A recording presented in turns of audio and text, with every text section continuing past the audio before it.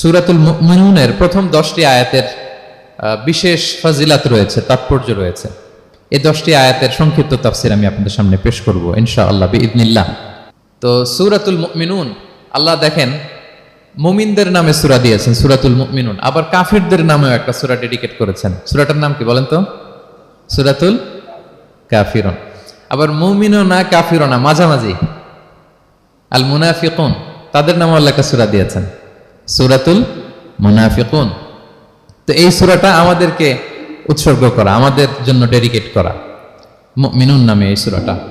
এই সূরাটা নাজিলের একটা প্রেক্ষাপট আছে, যেটাকে আরবিতে শানে নুজুল বলে। ওটা বলেই আমি মূল ব্যাখ্যা বা আলোচনার দিকে চলে যাচ্ছি। সম্মানিত সুধী, রাসূলুল্লাহ সাল্লাল্লাহু আলাইহি ওয়াসাল্লামের কাছে আল্লাহ তাআলা যে কোরআন নাজিল করেছেন, এই কোরআন যেটা লেটেস্ট ভার্সন অফ রেভিলেশনের সর্বশেষ ভার্সন, এটা আল্লাহ তাআলা বিষ্ণু ঈসা ইসলামের কাছে নানাভাবে নাজিল করতেন।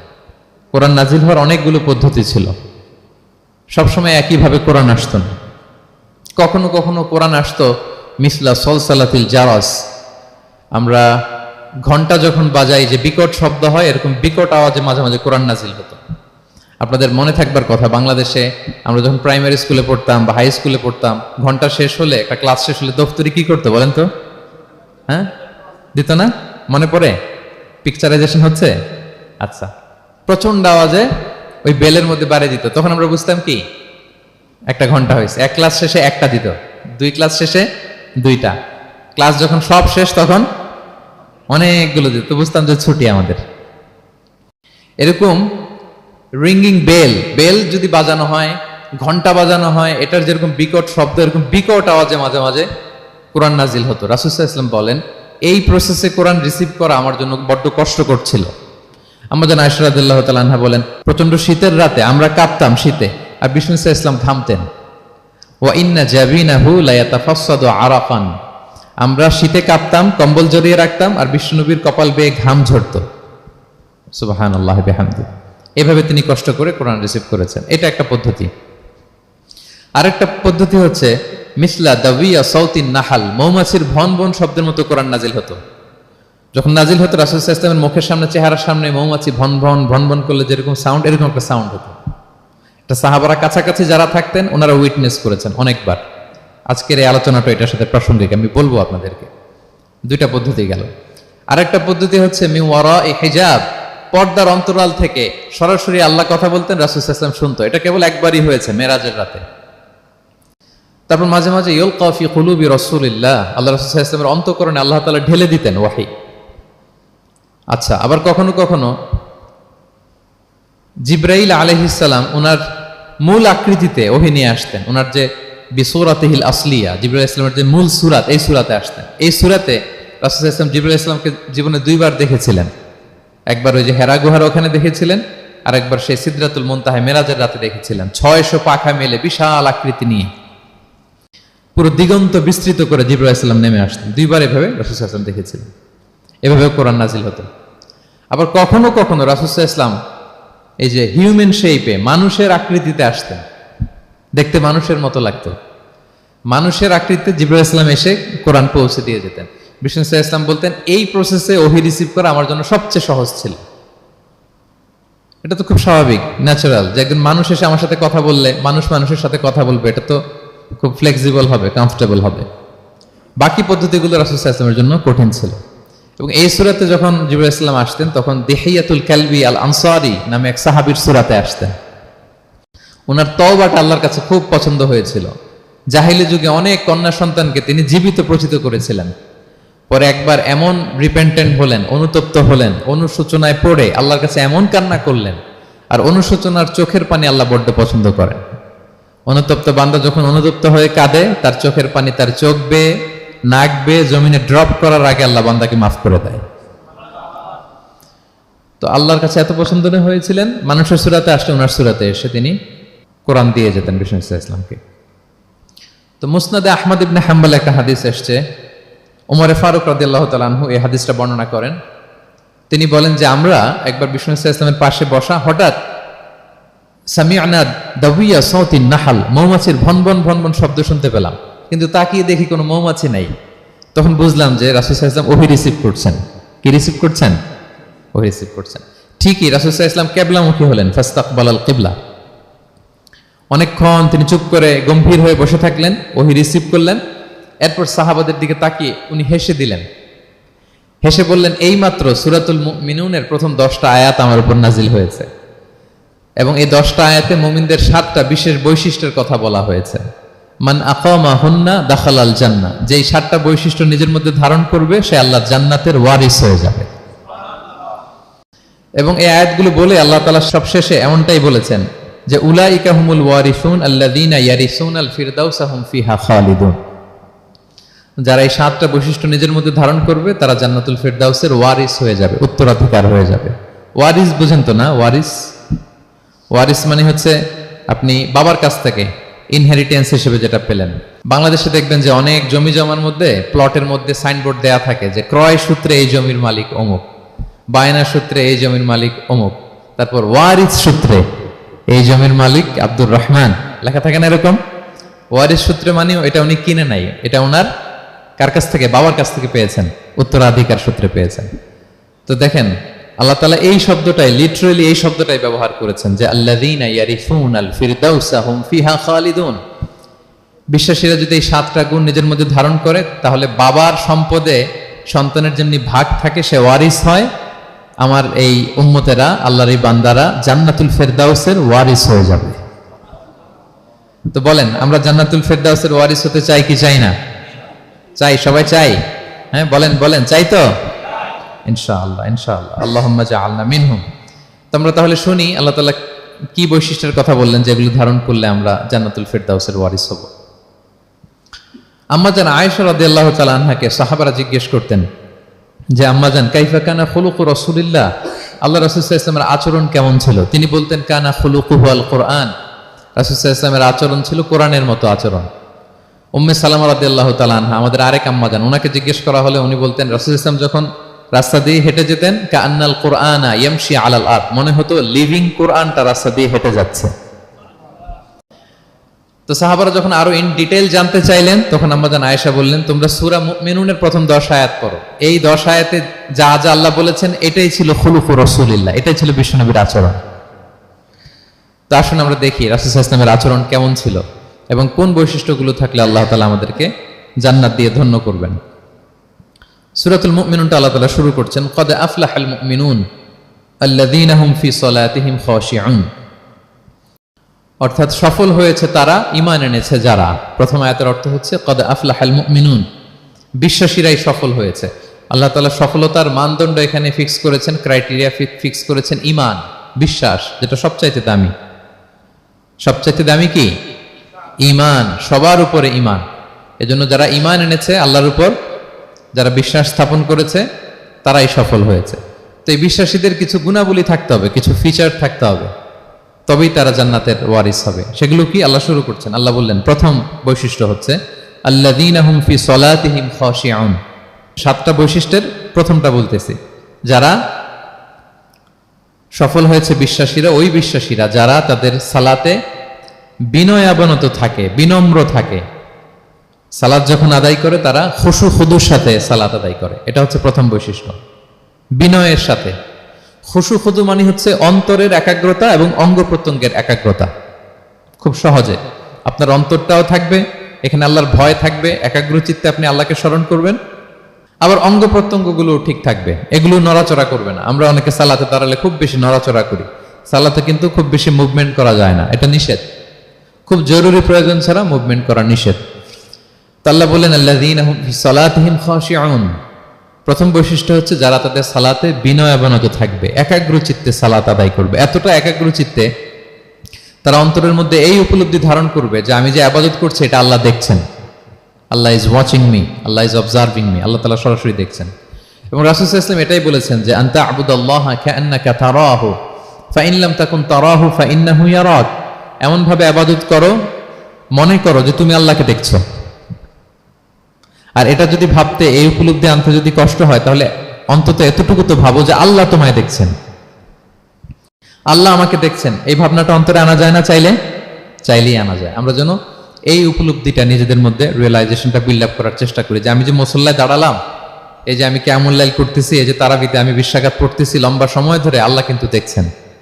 আমার সিজদা, আমার রুকু, এগুলো আল্লাহ তাআলা সরাসরি কি করছেন? দেখছেন। এই ফিল নিয়ে যদি আপনি সালাতে দাঁড়ান, এটা হচ্ছে খুশু খুদু। সাহাবারা এতটা বিনয়বনত ভাবে একাগ্র চিত্তে নিমগ্ন হয়ে সালাতে প্রবেশ করতেন, মরুভূমির মাঝখানে ওনারা সালাত পড়ার সময় মাঝে মাঝে মরুভূমির পাখি এসে ওনাদের কাঁধে বসে যেত, মাথায় বসে যেত। পাখিগুলো মনে করতো এগুলো হয়তো খেজুর গাছ টাছ কিছু একটা হবে। কি হবে? খেজুর গাছ হয়তো হবে। আবার যখন রুকুতে যেতেন, পাখি উড়াল দিত। তার মানে কি, খুব বিনয়বনত ভাবে বিনম্র চিত্তে ওনারা সালাত পার করতেন। তাহলে এটা হচ্ছে প্রথম বৈশিষ্ট্য। প্রিয় ভাইরা, আমরা যেন সালাতে অত্যন্ত বিনয়ের সাথে একাগ্র চিত্তে, with full of solemnity and submission, একটা সাবমিসিভ ভাব যেন আপনার থাকে, যে আপনি নিজেকে সর্বোচ্চ উজাড় করে নিজেকে আল্লাহর কাছে পেশ করছেন। এই অ্যাটিটিউডটা যেন আমাদের নামাজের মধ্যে থাকে। এটা হচ্ছে 1 নম্বর বৈশিষ্ট্য, আল্লাযীনা হুম ফি সালাতিহিম খাশিউন, যারা বিনয়বনত ভাবে থাকে। অনেকে বলে, হুজুর মন বসে না নামাজে আমার। এটা অনেকের প্রশ্ন, অনেকের জিজ্ঞাসা, যে মনটা ধরে রাখতে পারি না, নামাজে দাঁড়ালেই সারাদিন যেটা মনে হয় না ওইটা নামাজে মনে চলে আসে। এরকম হয় না?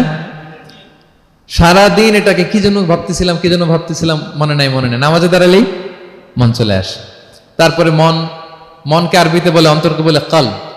কলব মানে যেটা খুব নড়াচড়া করে, মুভমেন্ট করে, ওইটাই কলব। মন দেখবেন এদিকে ছোটে, ওদিকে ছোটে। ওই যে আমরা ছোটবেলায় একটা গান শুনতাম, গানটা হচ্ছে পাগল মন, মন কেন এত কথা বলে। মানে মন এদিকে ছোটে, ওদিকে ছোটে, মনকে ধরে রাখা বড্ড জটিল, কষ্টকর। তো এটা স্বাভাবিক। অনেকেই বলে, হুজুর আমার মন থাকে না নামাজে, একাগ্র চিত্তে নামাজ তো আদায় করতে চাই, কিন্তু মনটাকে ধরে রাখা যায় না। তো কিভাবে এই খুশু খুদু সাবমিসিভনেস আপনি কিভাবে বাড়াবেন, এটাও বিষ্ণু ইসলাম আমাদেরকে ইনস্ট্রাক্ট করেছেন, গাইড করেছেন। কিভাবে এই খুশুটা আসবে, অন্তরের মধ্যে একাগ্রতা আসবে। 1 নম্বর পদ্ধতি হচ্ছে খুশু খুদু বাড়ানোর। সালাতে যখন আপনি দাঁড়াবেন, বিষ্ণু বলেন সল্লু সলাতান মুআদ্দিয়া। বিষ্ণু বলেন, মনে করো যে নামাজটা পড়তেছো এটা হতে পারে তোমার বিদায়ী নামাজ, শেষ নামাজ জীবনের। হতে পারে না? ধরেন যে মাগরিবের সালাত যে আমরা আজকে পড়বো, এমন তো হতে পারে এটাই আমাদের জীবনের শেষ নামাজ। কি বলেন? হতে পারে কি না? পারে। আমরা কে কখন চলে যাব আমাদের তো জানা নাই।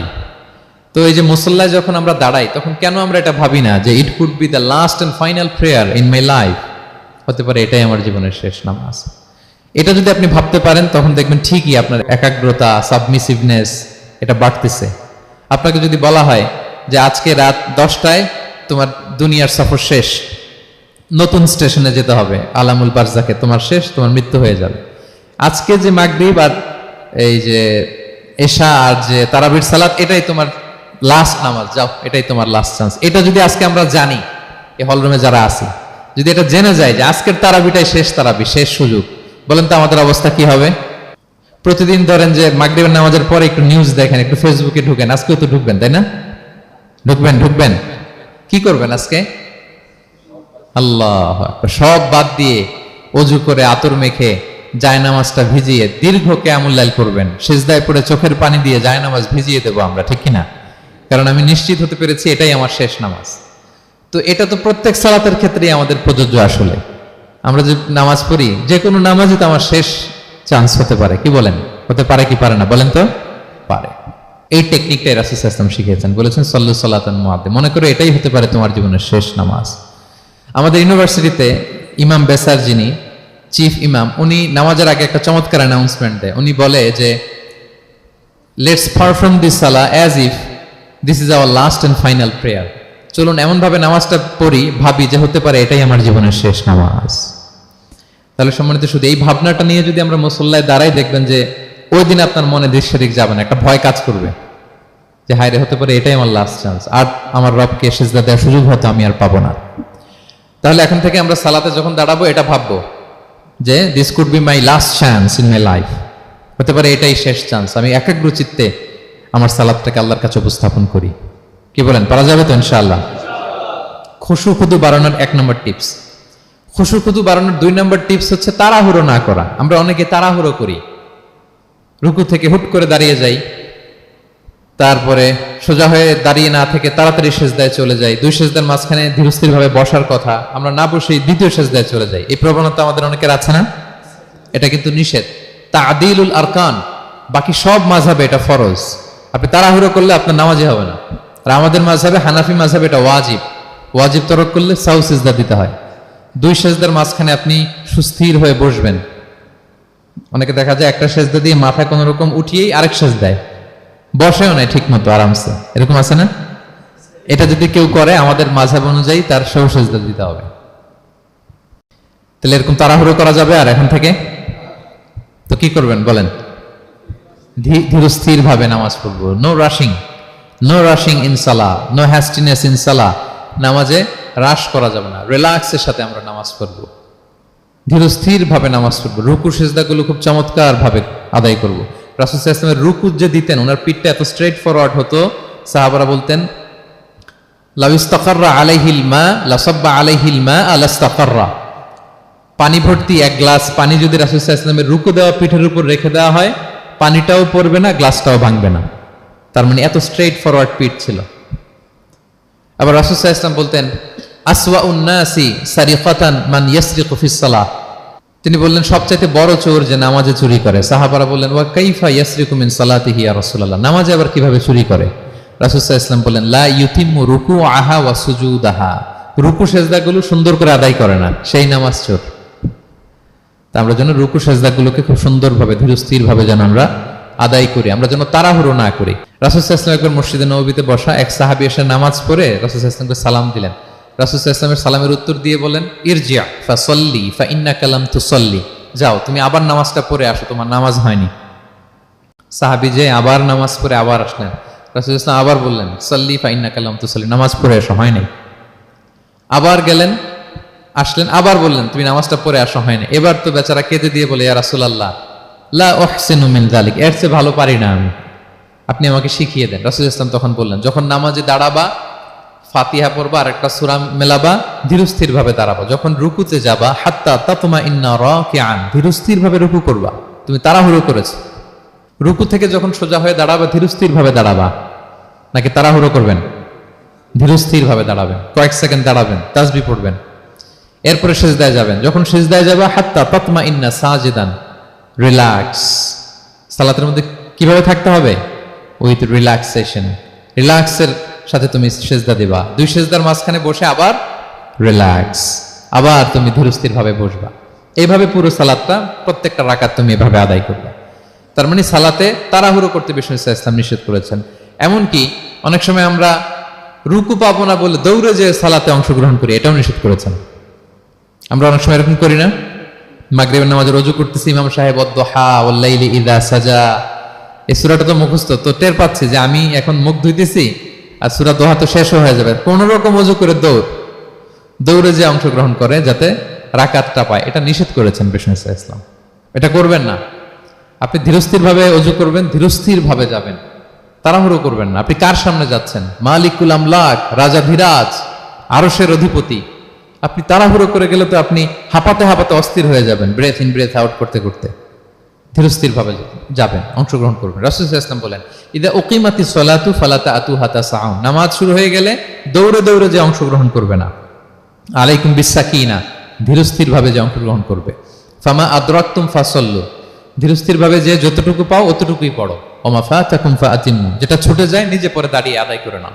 সুবহানাল্লাহ বিহামদি, কত সহজ করে দিয়েছেন। তাহলে সালাতে তাড়াহুড়ো করা যাবে? প্রিয় ভাইরা বলেন তো, তাড়াহুড়ো করা যাবে আর আজকে থেকে? না, আমরা তাড়াহুড়ো করবো না, আমরা ধীরস্থির ভাবে যে সালাতে অংশগ্রহণ করবো, তাহলে আপনার খুশু বাড়বে।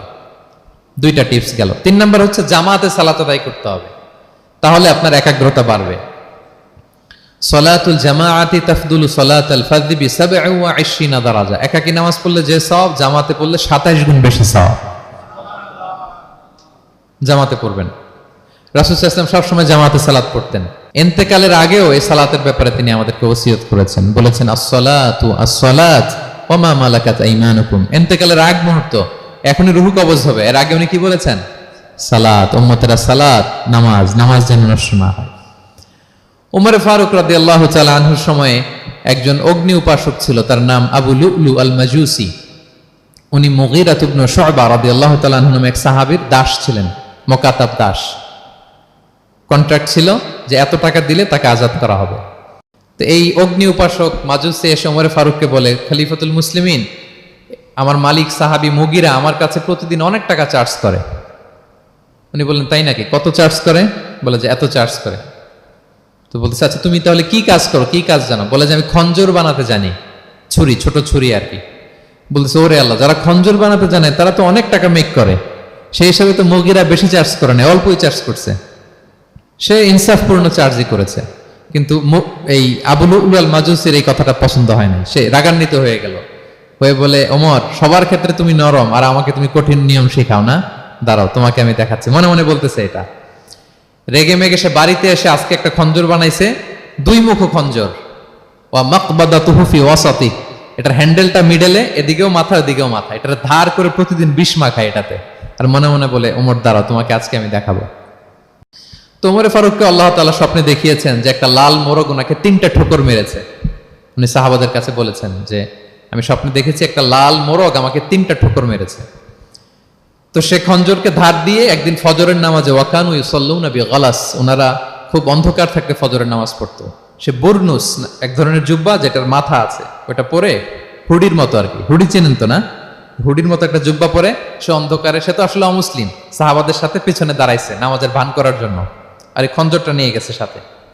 ওমরে ফারুক ফজরের সালাত শুরু করলেন, প্রথম রাকাত শেষ করলেন, দ্বিতীয় রাকাতের জন্য যখন দাঁড়াইছেন তখনই সে প্ল্যান মাফিক খঞ্জর বের করে ওমরে ফারুকের পেটের মধ্যে 3বার স্টেবিং করলেন, আঘাত করলেন।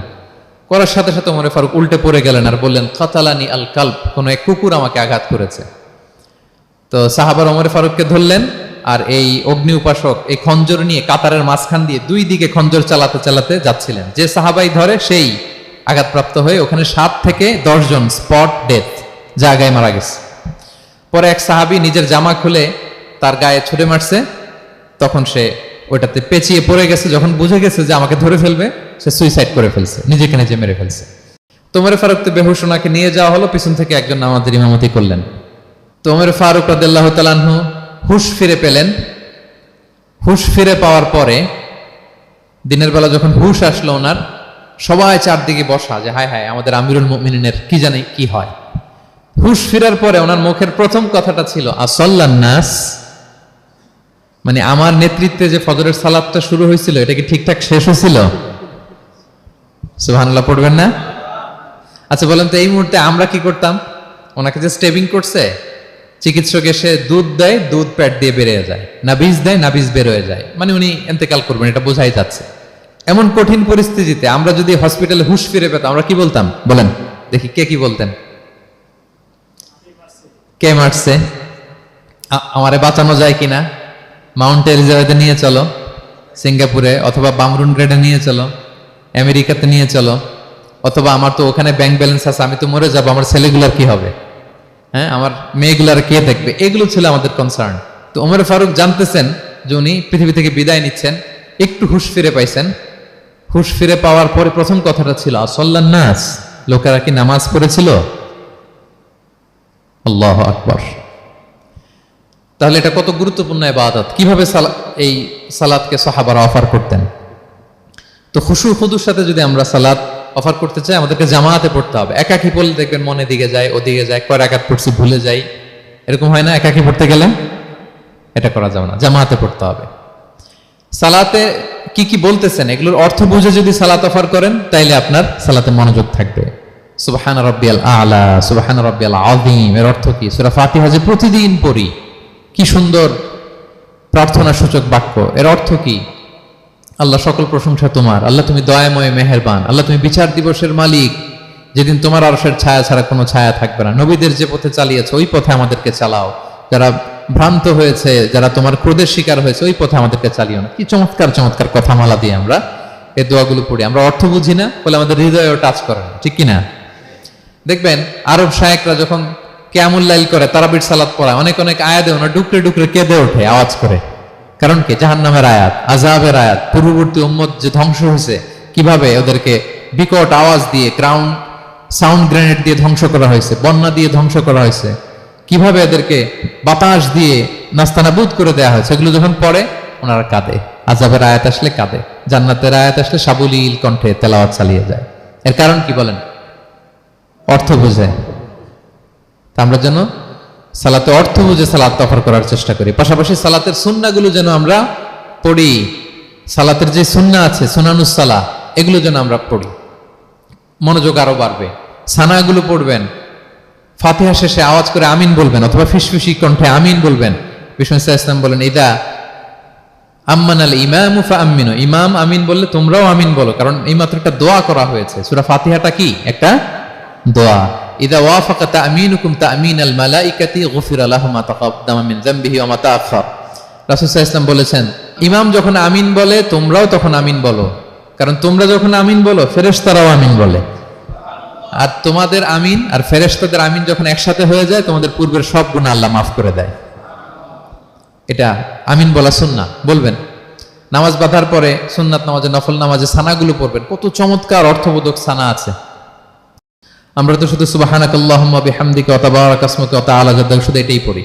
রাসূল সাল্লাল্লাহু আলাইহি ওয়াসাল্লাম তাকবীরে তাহরিমে বাঁধার পরে অনেক চমৎকার চমৎকার দোয়া পড়তেন।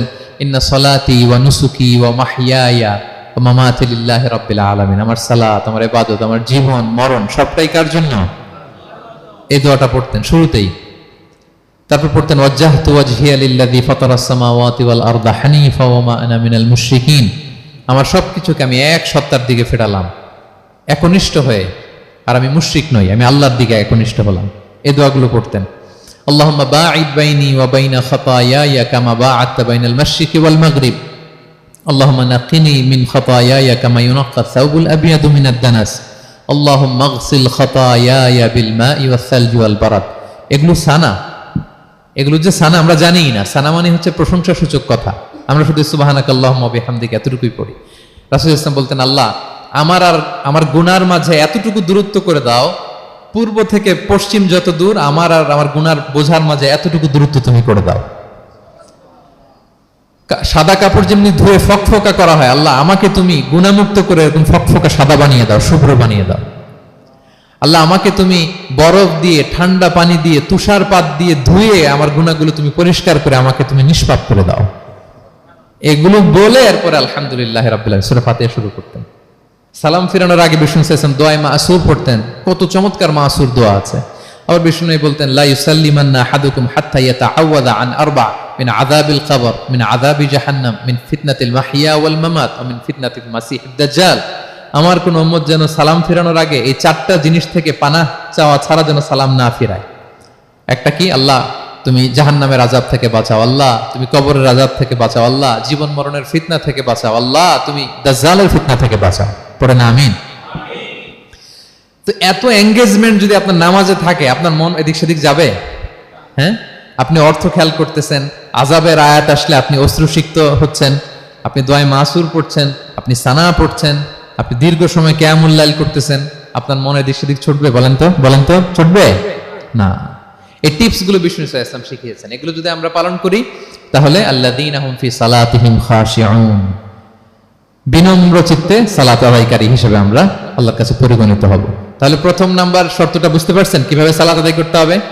হ্যাঁ বলেন তো একজন, কি করতে হবে? কিভাবে সালাত? খুশুর সাথে, বিনয়বনত চিত্তে, সাবমিসিভ ভাবে, নাকি তাড়াহুড়ো করবেন? কিভাবে পড়বেন নামাজ?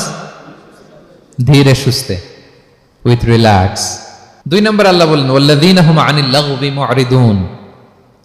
1 নম্বরে তো তারা নামাজে যখন দাঁড়ায় ধীর স্থির ভাবে খুশুর সাথে পড়ে। 2 নম্বর হচ্ছে তারা অনর্থক কাজ থেকে বিরত থাকে। অনর্থক কথা, কাজ এগুলো মুমিনরা বলে না, এগুলো তো জড়ায় না। মিনিংলেস কোনো কাজের সাথে বিশ্বাসীদের কোনো সম্পর্ক, অর্থবোধক কাজ, ভালো কাজ, কল্যাণমূলক কাজ, সামাজিক কাজ, মানবতার কল্যাণে যে কাজগুলো আছে এগুলোর সাথে তারা জড়ায়। বিষ্ণু ইসলাম বলেছেন, মিন হুসনি ইসলামিল মারই তারকুহু মা লা ইয়ানি। ব্যক্তির ইসলামের সৌন্দর্য হচ্ছে যে ব্যক্তি এমন কোনো কাজ করবে না যেটার কোনো মিনিং নাই, মিনিংলেস কাজ থেকে সে বেঁচে থাকবে।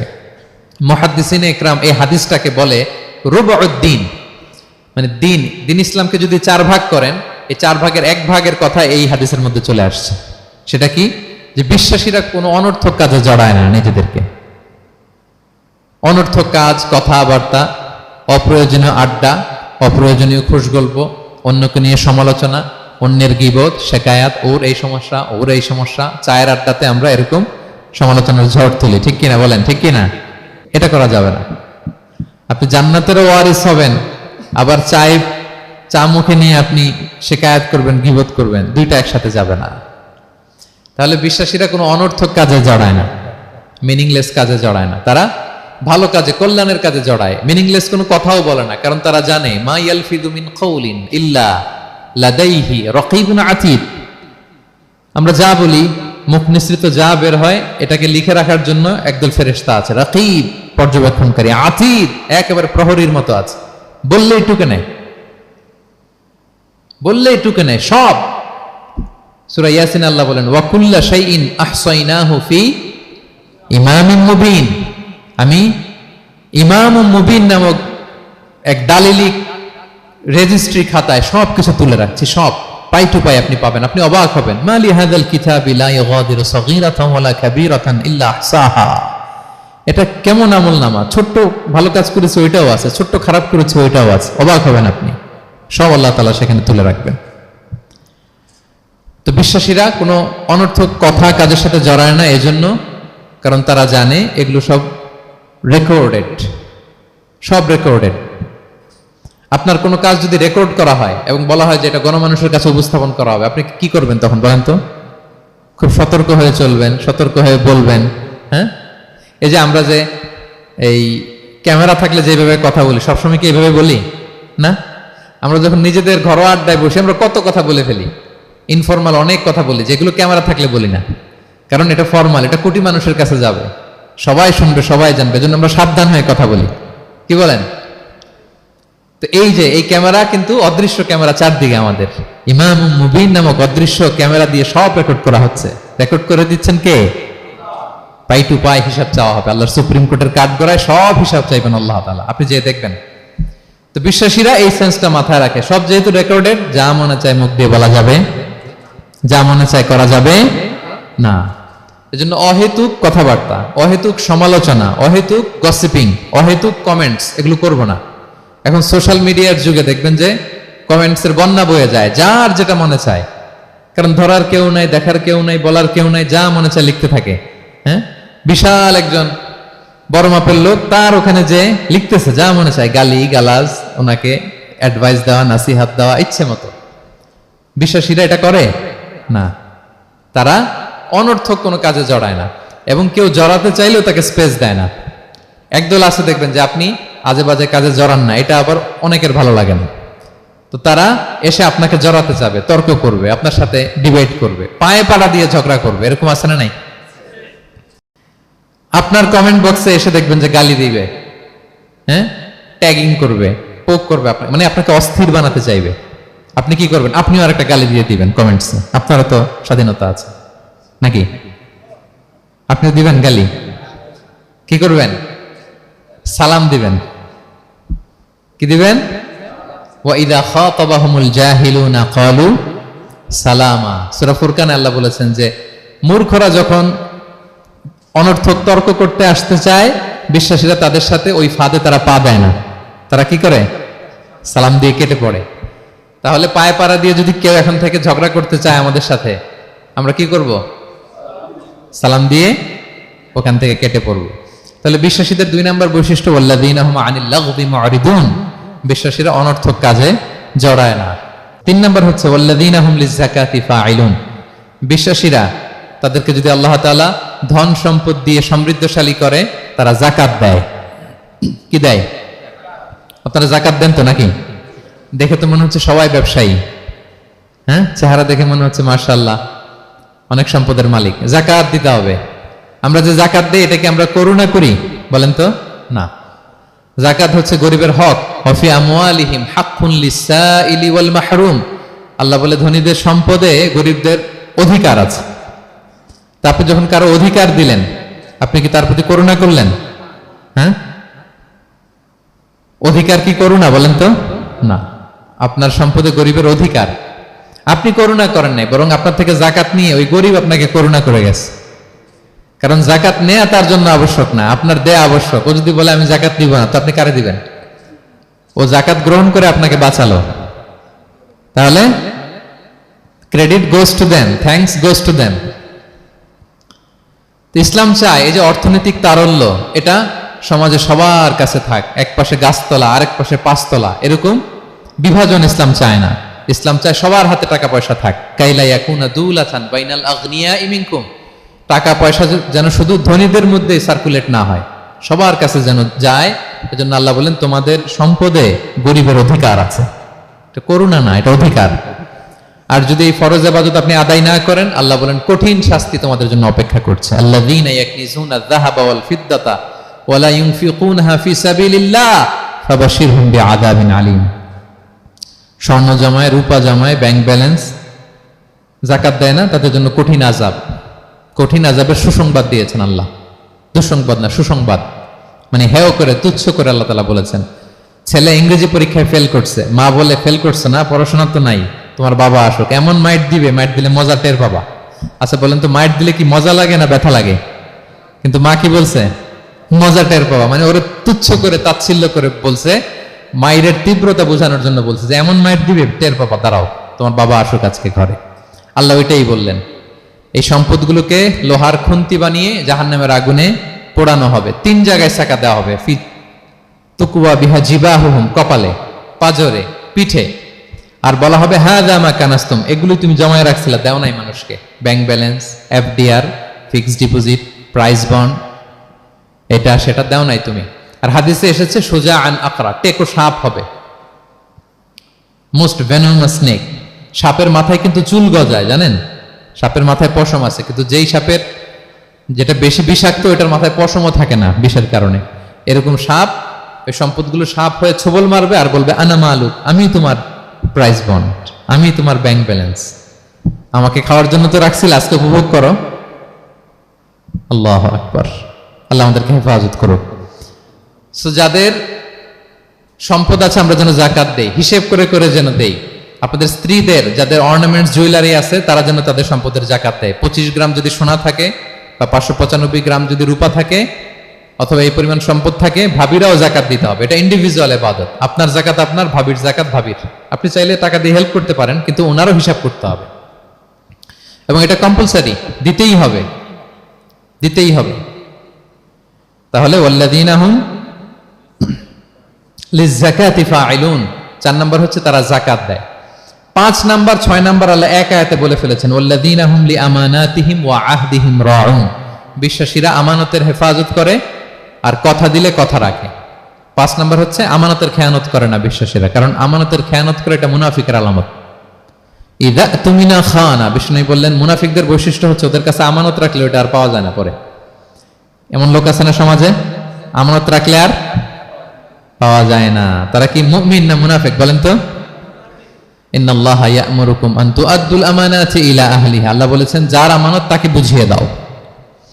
বিষ্ণু ঈসা ইসলামকে মক্কার লোকেরা 2টা উপাধি দিয়েছিল, এক হচ্ছে আস-সাদিক, 2 হচ্ছে আল আমিন। সাদিক মানে সত্যবাদী। কারা দিয়েছিল?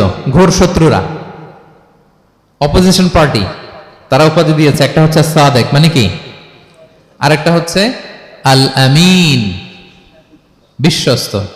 এতটা বিশ্বস্ত যে বিষ্ণু ঈসা ইসলাম মক্কা থেকে মদিনায় যেদিন হিজরত করতে যাবেন, আমানতের জিনিসগুলো উনি আলী রাদিয়াল্লাহু তাআলা আনহুর কাছে রেখে গিয়েছিলেন। এত এত আমানতের সম্পদ ওনার ঘরে ছিল। এই ডিপোজিট বুঝিয়ে দিতে আলী রাদিয়াল্লাহু তাআলা আনহুর টানা 3 দিন সময় লেগেছে, মক্কাবাসীদের আমানত বুঝিয়ে দিতে। সো যার আমানতদারিতা নাই তার ঈমান নাই। বিষ্ণু বলেছেন লা ঈমানা লিমান লা আমানাতা আলা, যার আমানতদারিতা নাই ওর ঈমানই নাই। এবং আমানত ধ্বংস হয় এটা কিয়ামতের আলামত। ইযা দুইয়াতিল আমানাতু ফান্তাযিরিস সাআ, যখন আমানত নষ্ট হবে তোমরা কিয়ামতের অপেক্ষা করো। এখন বলেন তো আমাদের সমাজে আমানতের কি অবস্থা? খুবই খারাপ। আল্লাহু আকবার। আমানতটা কিন্তু এই যে এই ভাই আমাকে 2000 রিঙ্গিট রেখে বলছে আগামী মাসে এটা আমি নিব, একটু রাখেন, শুধু এটাই আমানত না। আল্লাহ আপনাকে যে পুরো সম্পদ দিয়েছেন এটা আমানত। আপনার ব্যবসা প্রতিষ্ঠান এটা আল্লাহর দেয়া আপনার কাছে আমানত। আপনার ছেলে আছে, মেয়ে আছে, স্ত্রী, তারা আল্লাহর দেয়া আমানত আপনার কাছে। আপনার নেম, আপনার ফেম, আপনার পাওয়ার, আপনার নলেজ, এগুলো আল্লাহর দেয়া আমানত। আপনি দেশের প্রধানমন্ত্রী, পুরো দেশটা আপনার কাছে আমানত, ঠিক কিনা?